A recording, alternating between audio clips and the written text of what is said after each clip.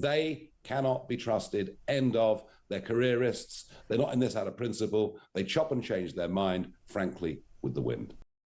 Breaking right now, Nigel Farage has attacked Kemi Badenoch, saying her move away from nut zero is completely meaningless, given her party, the Conservatives, and her own position as an MP was to completely propagate the madness. So is this more just political posturing from the Tories, or should we take Kemi very seriously today? After all, she did make a video.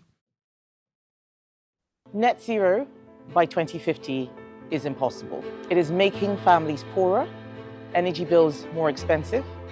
Businesses, especially manufacturing ones, are closing because they cannot afford it. The plan we have today does not work. We need a plan that delivers cheaper, cleaner energy that is more secure and that makes our environment better.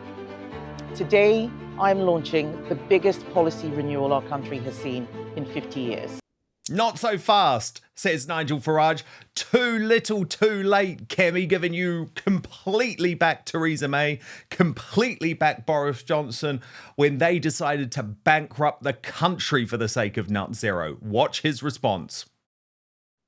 Do you welcome the leader of the Conservative Party has come on board to what it sounds like very close to your policy? Her fantasy. It's her fantasy. She is an independent backbencher. In 2015, voted for this, said that her constituents were delighted that she had done so. She then went on to vote for EV targets for cars and vans, which is now literally closing down the British car industry and over which we have to take rapid emergency action. She voted for legislation that is closing down our steel industry virtually as we speak. So she's one of the architects of this. She can't come along in a few years' time afterwards and say it's going to bankrupt us. I know. Richard Tice and I were telling you that back in 2015. So who do your viewers and listeners trust? Do they trust somebody who was the architect of this disaster and also, of course, far too high energy bills for everyone in the land? Or do they trust people that had the vision to see what a terrible mistake that was? Isn't it better that any sinner repenteth? No, because they'd let us down again. You know, if you elected them on that ticket, they'd revert back to where they were. We learnt that in 2019. They pretended in 2019 they were believers in Brexit, believers in border controls, believers in backing British business, and did the opposite. They cannot be trusted. End of. They're careerists. They're not in this out of principle. They chop and change their mind, frankly, with the wind. Okay. So who does my superstar panel trust on this? Charlie Sanchin and Russell Quirk with me. Russell, I have to say on this, and I may not have agreed with a lot of what Nigel Farage has done over the past 2 weeks, but on this, I am completely with him.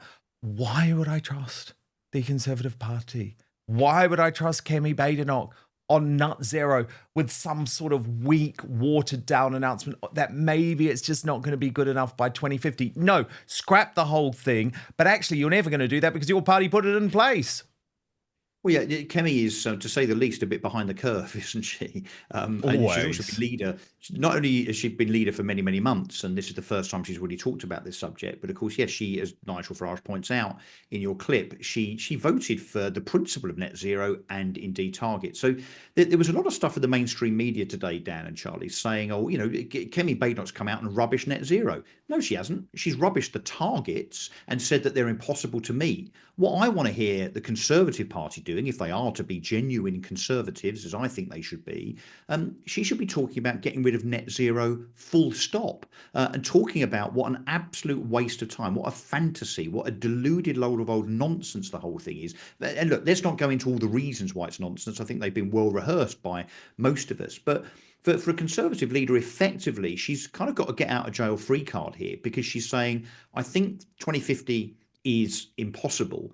But if we were to elect her on the basis that we think what she means is net zero is something that should be kind of thrown out with the rubbish, as it should be. She's not said that. She could then easily get elected and say, oh, okay, well, what I meant was 2055. And then we stay on this Ed Miliband, mad, crazy lunacy route, which is going to kill our economy, kill our industry, and is completely impractical and unworkable. So Kemi didn't go far enough. Nigel Farage is 100% right.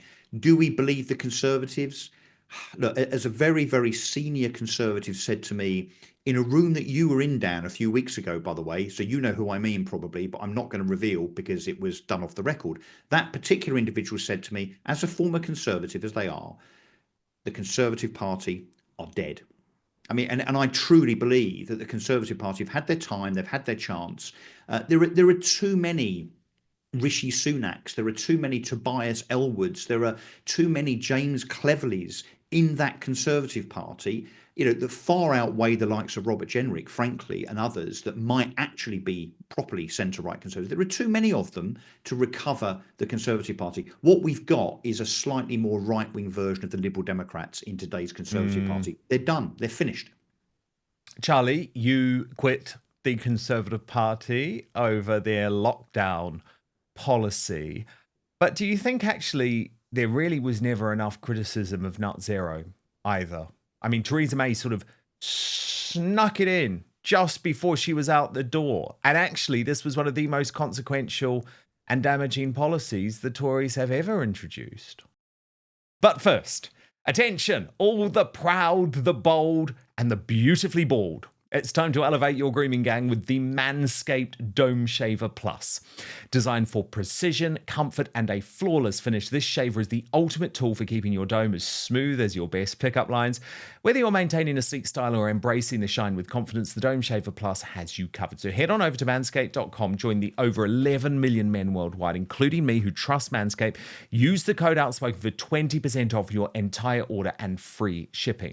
Now, what's so incredible about the Dome Shaver Plus? This is a great gift, by the way, if you happen to have a man who may be a little bit bald as your partner or your husband or your son. What's so great about it is it adapts to their head's contours for a smooth shave without the mess and hassle of traditional shaving. There are 4 stainless steel skin-safe rotary blades which reduce nicks and cuts to deliver a perfectly bald look without uneven hair patches. And with Flex Adjust technology, every blade stays perfectly close to your scalp for a precise finish. The powerful 8,000 RPM motor delivers effortless shaving performance with less strokes and irritation. There's battery life of up to 60 minutes, which is a really good length of time as well. And it's waterproof, which means you can enjoy wet or dry operation. With a magnetic blade pad and hair chamber, cleanup is a breeze too, making sure your Dome Shaver Plus stays fresh and ready to deliver a smooth shave every time you need it. Grab the Dome Shaver Plus by the handle or palm and you will glide it across your head like you're sweeping away last year's regrets. So go to manscaped.com using the code Outspoken for free shipping and a whopping 20% discount on your entire order. Manscaped.com. Get the Dome Shaver Plus today and experience a shave that is as smooth as you deserve. But now, back to the show. Well, net zero was always shoved in after something far more important. So, COVID, Brexit, these things take precedence over something like idealistic politics such as net zero and zero emission car. I mean, to be fair, I'm sick and tired of hearing about it. I said when I was at school, this is how far back we're going now. I'm 36 years old, so we're going back at least 20 years plus. And I said to one of my teachers back then that global warming, the ozone layer, all the rest of it is just going to be used to tax us. And I see evidence of that everywhere now. So you can call me a prophet if you like. I'll be quite happy to take that title. But I did call this over 20 years ago when I was a child, that this was just a clairvoyant, Charlie. Tax policy. Yeah, clairvoyant, exactly. I'm going to try and get some lottery numbers for you guys. But the point is that I've been proven right about this. And I want to back up this with someone far more intelligent than myself. The former owner of the Weather Channel in America, which was bought by CNN, was invited onto CNN post-purchase to talk about climate change. He said that it was a complete hoax and CNN cut him off. That says it all to me. Russell, I just say that there's been lots of people like that, haven't there? The likes of David Bellamy, the former boss of Greenpeace, all saying that Charlie's right. This is just nonsense. It's not just about tax. It's even more sinister than that. It's about control. I think our politicians now demand that we have something to be fearful of. It was COVID, of course, for a period of time. It's immigration now. It's also climate change and net zero. They want us to be beholden, because the more fearful we are of life, the more they think we need to lean into the government and rely on the big state to make sure that we're okay. And look, we're calling it out, but will that make any difference? Will that change anything? I don't think so, because there's too many people that have been suckered into this black hole of nonsense. Yeah, that is what it is. Can I just get a verdict from both of you on Kemi Badenoch as former Tories? She's not going to be fighting the next election, is she, Charlie? It's just impossible. Not good enough. I don't think it matters who you install as Conservative Party leader. There won't be much of a fight. Don't you think, Russell, that Robert Jenrick would put up a fight, though? I mean, the reason that I backed him in the Conservative leadership contest in terms of thinking that he should win is that I have this idea that we need to move the Overton window.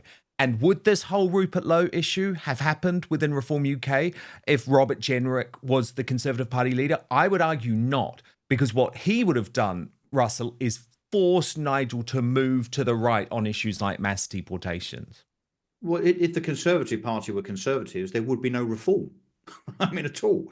There wouldn't be any need for reform, because the Conservatives of my day, of Thatcher, and I am a proud Thatcherite, I don't know if you can tell, there would be absolutely no need for them whatsoever. Look, will Kemi Badenoch last? No. I think the membership, of which I am not one, I've actually resigned from the Conservative Party twice, actually. I think the Conservative Party made a mistake. Is Robert Jenrick the answer? He might be a better answer, but I don't think he's the answer.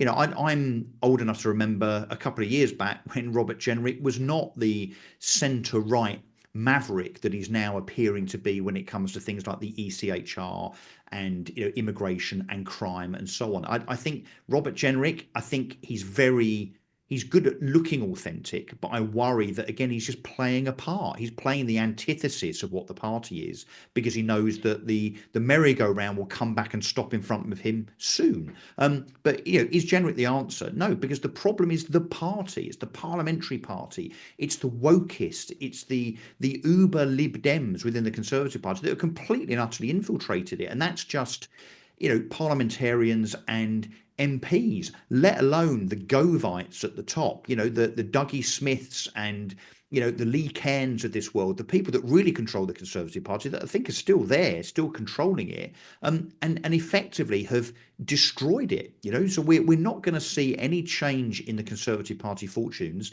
under any leader whilst its DNA is not being particularly conservative. I totally hear you on the Conservative Party.